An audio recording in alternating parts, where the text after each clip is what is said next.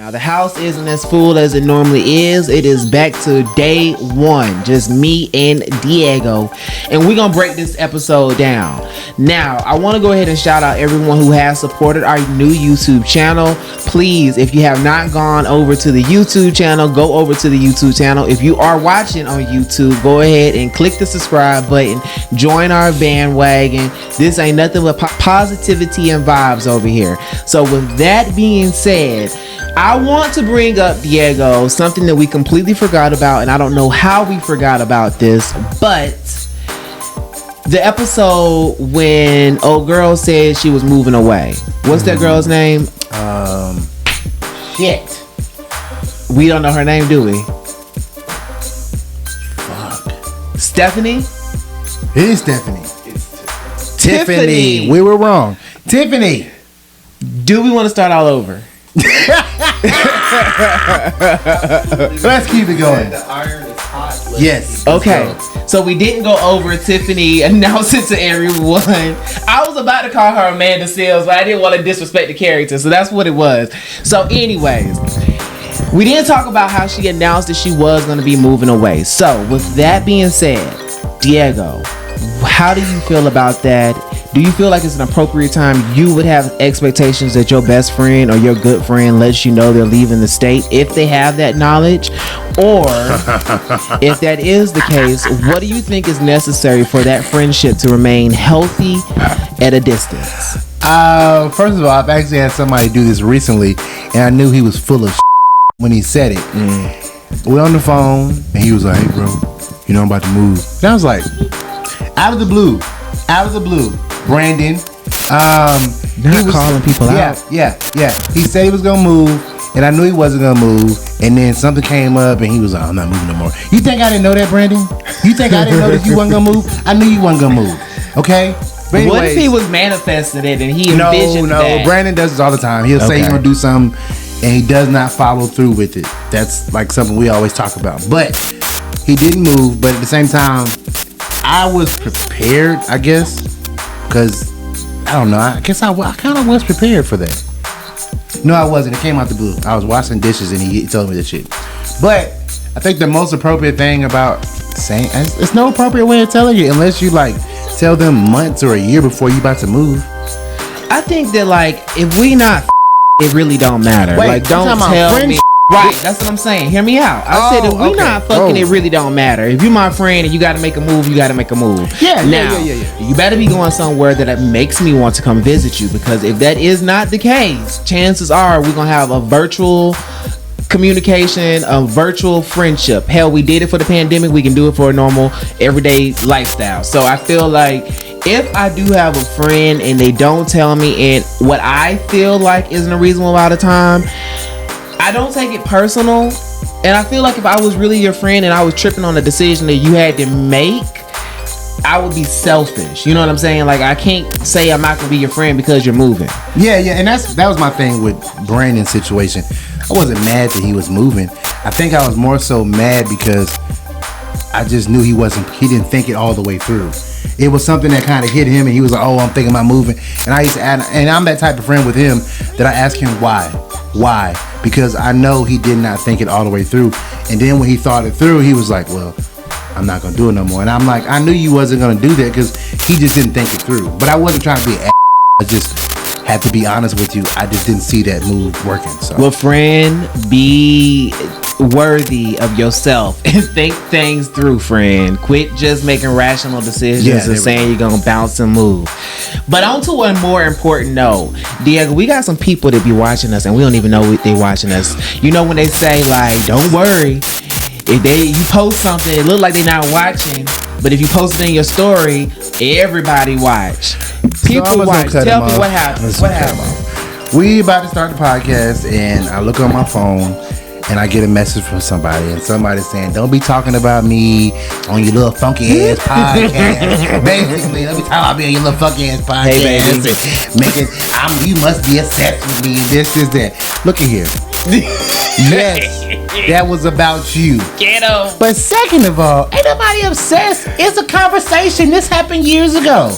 But anyways, we had a little stuff going on, and shout you out. You're great. You're gonna be you great. For your views. And we appreciate you for following us. And please make sure you like, love. comment. Don't send text messages. Man up. Comment. No. Now let me remind you about this person.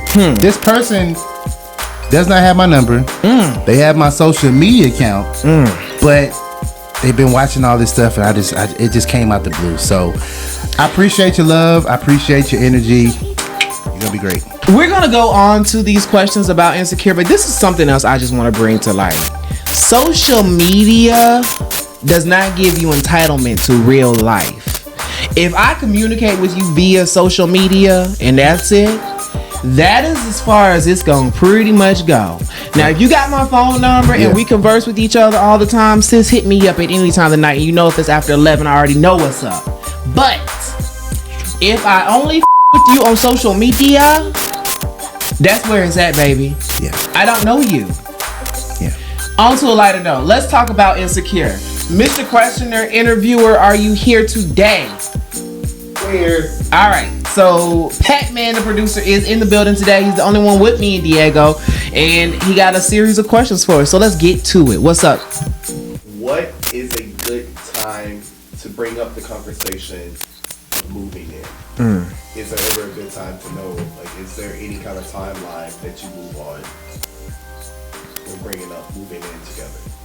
All right, so you're referring to when Issa was having that imagination or that daydream in her head of Nate referencing to moving in, or they were living together or something of that nature, and they were in the bathroom, right? You get what I'm saying? Well, he brought it up. He said, when you want to move, I want to move in with you, or would it be a better idea? So I feel like with that, for one, anytime you're dealing with an individual or a relationship, that there's no rules to it. What you and that person decipher is what y'all decipher, for one. For two, I do feel like it's important to get to know someone, because that is a serious move.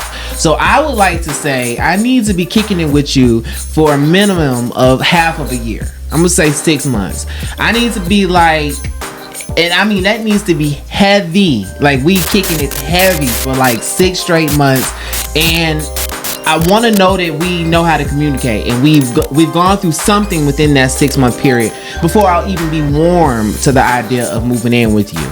But now that I think about it, in my past experiences, I want to change my answer. I don't think I want to move in. I don't think I want to move in with a person I'm talking to or dating. I don't. I take that back. I don't necessarily know when it is good, but I don't think I want to.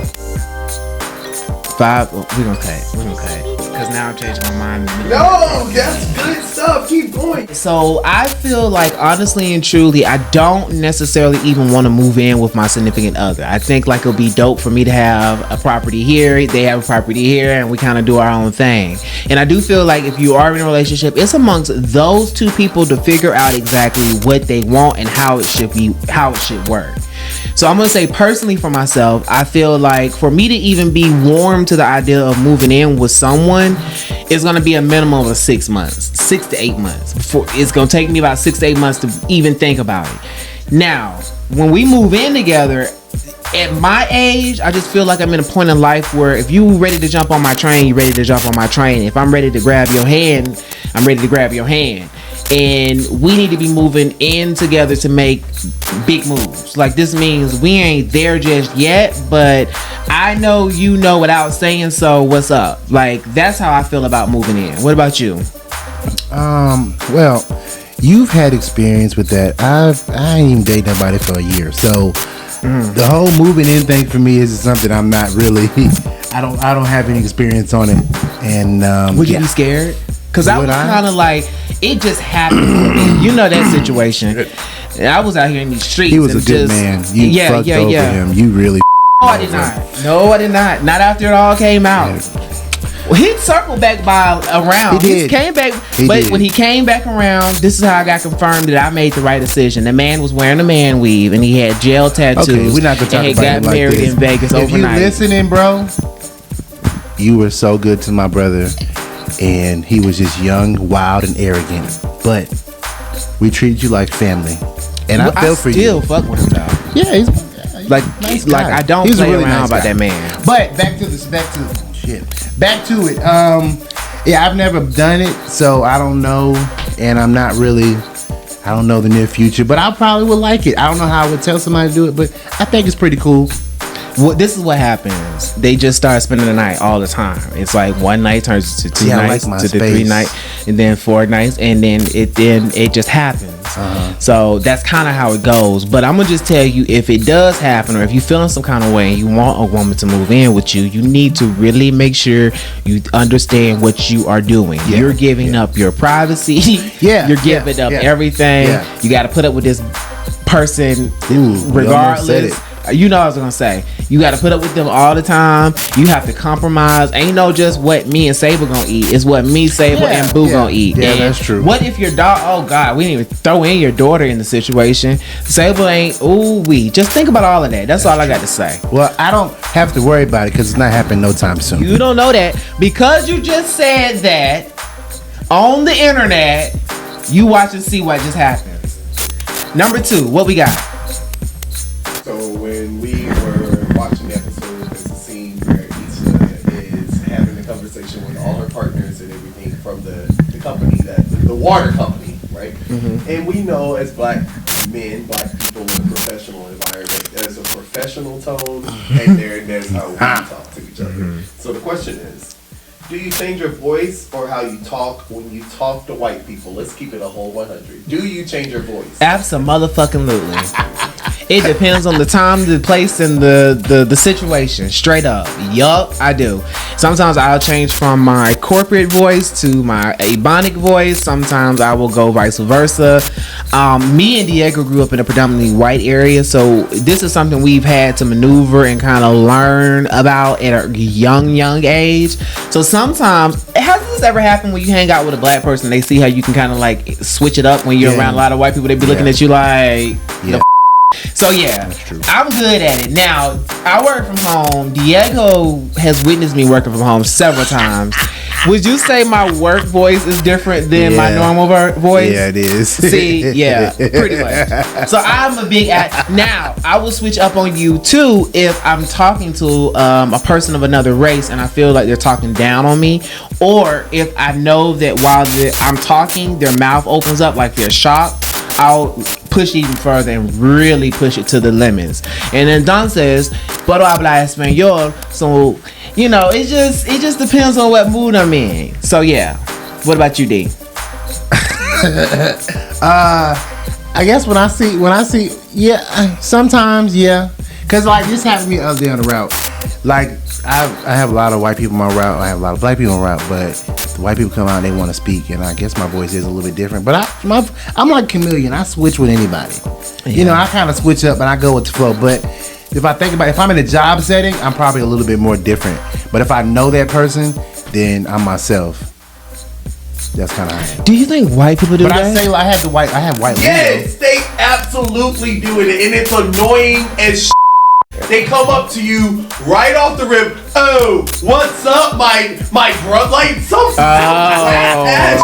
You're like, the fuck? Like, I stopped them. I'm not your bro. Like, I am not your bro. Literally, just come up to me and speak normal. I don't come up to you, and I wanted to add on to what you said. Like, yes, you switch it up or whatever, but I put down is.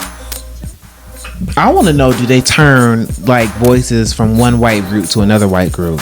Like at work, are they like prime and proper, and then when they get off work, they're calling us all kind of N-words and monkeys and stuff? It happens though. It just happens. Like you don't think about it. It's just the same way when It's I go around British people and I'm like, oh, hello. Yeah, it just happens. Like if you're around somebody from like up north or something like that, you'll just say something they say, like it just happens because you in there. I don't give a damn. Yeah. You get yourself. I don't give a damn. It just whatever I feel like doing, I do. What's the next question? I think we answered that one. If you're in a relationship, how long, the move-in process. Yeah. How long would you wait? Just put a number. Like, I probably would wait like moving in probably. Moving in, I probably would say like I would give it a year. That's just me. Because in a year, you get to see them. If I'm talking about fresh year, I get to see them in all seasons. I get to see them in all different lights. Mad, sad. If they got no money, like all that type of shit. So I would give it a year. before me moving in, because I can really say like, because I know once you move in, it's a lot of shit I gotta deal with. You gotta deal with me, I gotta deal with you. Yeah, I might walk around butt naked. You might not like that. I don't know. Well, most of them do, but I don't know. All I can say is 12 months is about right for you. If I say 6 to 8, I think 12 because you can really see that. I think 12 is fair for you because you got a little chunk of change to play with. I don't necessarily have a chunk of change to play with, and I can kind of see through the a little bit sooner.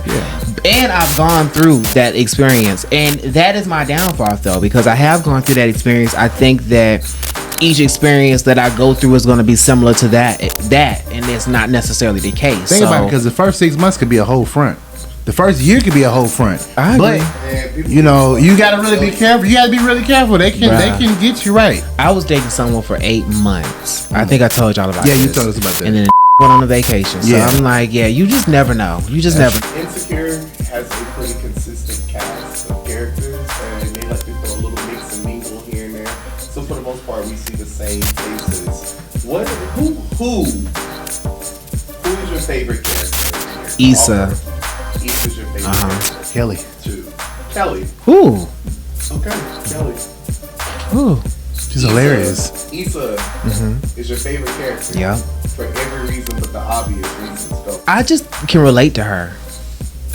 Like, that's point blank and period. I think Issa is a character that you can relate to with if you're in that vulnerable point in life, if you're in that awkward point in life. A lot of people in their late 20s, early 30s, that point in life where you're having to rebuild and start all the way the over, and it's so obnoxious because you get in that mindset because you're watching people around you and you're like, nah, I gotta start all the way over, and these people have worked for all of what they've gotten at this point. Like, bruh, I'm never gonna get there. So I think that like she just shows that vulnerability in those moments when she's in the bathroom and she's looking in the mirror talking to herself. Those are very important moments. Like, I think you need to take time to do that. And if you don't think nobody doing that and you not doing it, let me take that back. If you not doing that, then you missing out, because everybody doing that. Everybody has that moment where they look in the mirror and they pipe themselves up, because you have to. So that is why I relate with Issa. That's why she's my favorite character. Everybody else in the cast seem like they kind of smooth selling. You know, they got things kind of, they deal with things, but they also have majority of things kind of set in the flow. And Issa is just going with the wind. So I really can relate with her. I pick Kelly. I mean, I love Issa. I love all of them, but I pick Kelly because Kelly don't give a Kelly do what she want to do. Kelly is hilarious.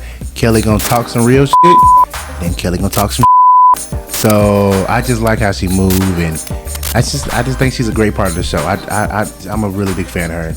Like I like in this episode how she was talking with Molly's mom and laughing and shit. Like, she's just a good ass friend that you know you need in your life. She's a really good person, so I love her. Is Kelly out of pocket for going after Daniel? No. Of course you're gonna say no. She's your favorite. I don't think she's out of pocket. Why? Daniel ain't trying to Issa no more. That's over with. But do you think it's appropriate to go after your best friend's ex? Now that part I don't like, but she's a woman. Now on the man's side, I'm not going after my homeboys. Used to be ex, or I'm just not moving that way. That's me. Women a little bit different. Some women might do that. Don't give a. So you mean to tell me if you had if you had a male best friend, or if you have a male best friend and he went after your ex, you would be cool with that? You still gonna be cool with him? Because I am my own best friend to this day because of this. My ex best friend, notice I said ex best friend, tried to have relations with my ex after I told that this was my ex that was hitting them up on a particular application. But I'm just saying, hell no, Rashad. No particular. I was about to say, was this Grindr? Was this Grindr? Okay.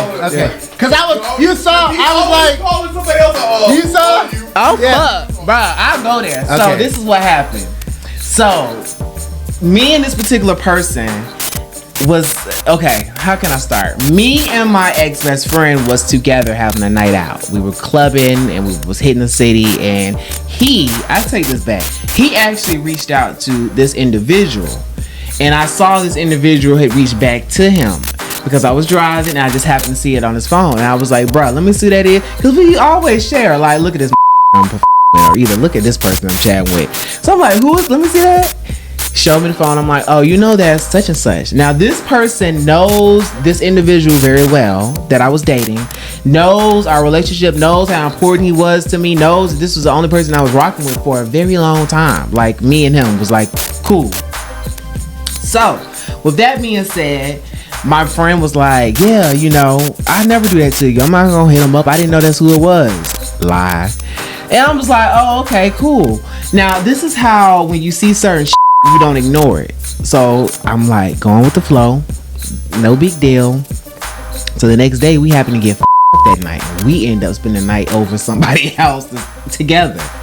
So when we were leaving, another one of my friends, when we were leaving the house, I seen that he was on his phone heavy. I didn't think nothing of it though. I was just like, man, if it happens, it'll come forward. About 48 hours later, my friend calls me. My ex-best friend calls me. He's like, hey, I want to talk to you. I'm like, what's up? And he's like, you know, me and such been hanging, and I want to know why y'all broke up.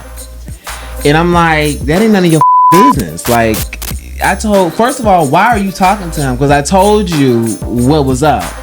And he's like, chill. So we go around in circles for a while, and you know, he keeps on like trying to imply that like there's hope in our rekindle on our unfinished business. Yeah, there's a reconnection, hope, and all of this nonsense. And I'm just like, no, it's done with, it's dead. Fast forward the story. This particular ex reaches out to me. I just happened to stumble across him. He reaches out to me, and I'm like, yeah. I was like, you know, I don't mess with such and such. And he was like, yeah, I know. He was like, let me tell you what went down. And he confirmed everything that transpired and how it went down. And he had receipts to go with it. But that is why I quit with my best friend at the time. So I have to say that I don't think it's cool. And I never thought I would be that person because I'm not a jealous person. Like, if I my past them, you know. So I never thought it would bother me, but it's a sense of betrayal. It's like I can never trust you with anybody I'm ever intimate with. Mind you, I had brought you to another one of my friends' house, and y'all decided to get into the hot tub, and you had an affair with my friend who I introduced you to, significant other, who lived with him. So like, if I've witnessed two incidents like that, I can't keep ignoring. So with that being said, I look at Kelly with one eye squint. She ain't do nothing though. I'm just saying, I'm not trying to like persuade you to feel any kind of way by any means, but I don't even know how to, I don't even know the question. I see what you're saying. I do see what you're saying, but I'm looking at it from like, I mean, this ain't real. But I'm talking about real life. If this was to happen to you, what would you do? If Brandon was hollering at your ex. I mean, then he's not friends no more. Oh, okay. So I'm not tripping. Yeah. I don't play that. Like, I mean, it's not that because, yeah. Okay. I mean, like as a dude, okay, it's just like this. When you go into the gym and you show everybody your girl or whatever like that, that's that statement saying, this is my girl. Now, I'm letting you know this is my girl. Now, if y'all go after her, you go after her. But you know this is my girl. So if you know that was my girl and you go after her, we playing Taylor Swift. Then that's yeah. That's what I'm saying. So even as friends, y'all know that's my girl. Bruh, y'all and you go quiet like I'm being like soft or some shit, and then y'all sit here saying the same thing. But it depends too, because it depends how close you are with your friends. Because I got friends that I'm close with, but they don't never. I ain't that close. So if you picked up and talked to her, that's fine. It's not like I'm visiting you and hanging out with your all the time. That's true. You know what I'm saying? That's true. So that's true. Yeah, because you kind of like people who aren't as close. It's kind of like, well, that's what I expected. You a person. Yeah. I figured it was something you was gonna do. Yeah. Wow. Well, on that note, did you have anything else you wanted to highlight? We out Crenshaw. What's up with that? I feel like Crenshaw is trying to with Issa, and because he's okay. First of all, let's just take on the realist. He's an attractive guy. He's an attractive guy. Secondly, he's a good actor. You think she just brought him on to be a clothes designer? No, something else gonna have to happen. Something else gotta happen. Well, here's my thing. This is where I'm going with this. Everybody who's a nobody, when that moment comes back around and you are somebody and that person want to reach out with you because now you the big dog or the big fish in the pond. That's true. Do you accept it? Is that you going back, or is that you regaining your power and putting it in their face like, I wasn't good for you then, but now you need me? Well, you just feel bad. Or do you feel bad? Yeah. Because I feel like she really just felt bad because she had them visions of Ty, Dollar Sign, and all this. She's like, well, what if I do miss an opportunity here? Let's say he's crazy, but let's say work and I don't trust it and I don't follow it, and then let's say years down the road he blew up and I had a chance to at least give him a shot and I didn't. Do you believe in visionaries? Do I believe in who? Visionaries? Yeah, I do believe in that. Tell me, because this was something heavy in the episode as well tonight, was just Issa kept having visions and she was manifesting, and that's something that I'm kind of big on myself. But tell me, let me ask this. Have you ever had a time where you visualized something, and put this in the comments too, have you ever had a time when you visualized something that came to fruition? Yeah. Like exactly how you envisioned it? Yeah, this whole house. Really? This whole house, the whole car. I swear to God. And I'm not lying to you. I envisioned a black truck. I envisioned that, and every day I would have a vision of me driving a black truck, pulling up for a reunion, pulling up to my job. I had that vision, so when it came about, and I wasn't like, oh, it really came about. The same thing about the house. When I first looked at the house and I seen the house, I had a vision of the house before I even looked at it. When I came and looked at the house, I could vision myself in it, and everything that I do now, I seen it all happen. And I swear, and I prayed about it, but I literally had vivid visions about all this stuff. Yeah, I'm the same way. I do believe in that. I'm a visionary. I always have visions. Us sitting right here right now is a vision that I had, and I have very detailed visions too, and I'm like a stickler for it. But that's like my only downfall right now is like I vision stuff. I have visions. My brain never stops, and I have these visions of what I want or what I need to do or what I need to do, and right now it's been like dead. And I sometimes I have a spark of a vision and I go for it, but it's like lately I just can't get that vision, like the clear vision. It's really blurry right now because I just haven't figured out what I need to do or what I want to do. Like I got stuff that I wanted and I bust my ass to get it, but right now I just cannot get that extra gear to click no more. I don't know. I'm at why don't you pray for that? Because the reason I don't pray for it because I usually get it. Right, but I'm saying, why don't you? People forget this part. No, because I had to learn this. Sometimes you don't know where to start, you don't know where to go, and what you have to do is ask for the direction. Like pray for that. Hey, I don't know where to go from here. So can you please give me a sign? Can you please have this person come to me? Like I didn't know how to make certain things move, and friends that I had for years were just popping up out of nowhere saying, Rashad, by the way, here's my credentials. Yeah, I believe this, that, and the third. So I think that for those out here who are getting visions, believe in those visions. You're not getting those visions for no reason. No, they're not being put in your head. It's not you going crazy. It's not you. I really believe that. Like whatever's in your head that you see, it's there for a reason. It might not happen in the time that you want to happen in, or you don't know when it's gonna happen. But that is a real thing, because a lot of stuff that I've seen unfold, be like, I remember that. Damn, I remember that. Damn, I remember that. But I think a reason why I haven't prayed for it is because sometimes God puts you in a place where He's telling you it's gonna come about, but there's nothing you can do. So sometimes I take it as like there's nothing I can really do. If divine timing.